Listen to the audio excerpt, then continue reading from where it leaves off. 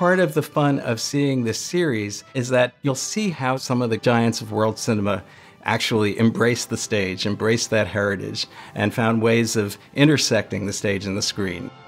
And by opening it up with the greater fluidity of vision that the camera provides, they show this atmosphere affecting the players themselves in their lives off stage and the lives of the people in the audience in some cases. And certainly we feel the immediacy of that ourselves as the audience for these movies.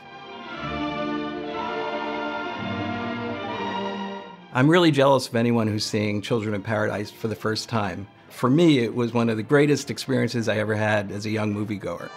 Children of Paradise is the first great epic of theater on film. It was made during the German occupation of France by the director Marcel Carné, the pioneer of French poetic realism, and his favorite screenwriter, Jacques Prévert. In this movie, there are three main male characters: the mime, who is this solitary, innocent dreamer; the grand actor, who's the soul of sociability and who always acts out everything he feels, and that's how he's able to recreate it on the stage. And then the killer, Lacenaire, the guy who actually feels superior to everybody and thinks that he's really a playwright, not just on the page, but in organizing the roles of everyone he sees in real life.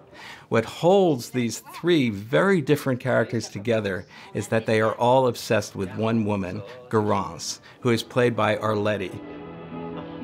What really propels this vast panorama of Parisian theater life in the 19th century is each of these men's attempt to woo her and win her in their own ways, and at the same time how their careers progress while they do this.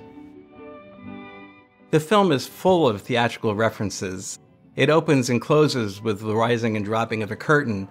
What's thrilling is when the curtain rises, we're not on a stage show, we're in the panoply of life that is the stage of this movie.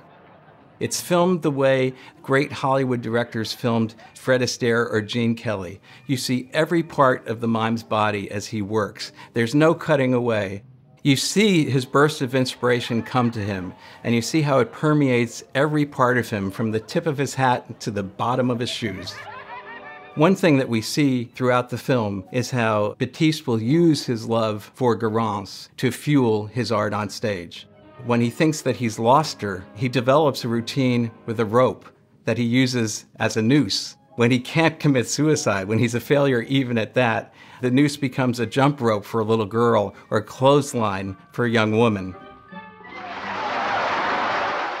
For all these performers, what really counts is the reaction of the people in the cheap seats. That's where the title comes from.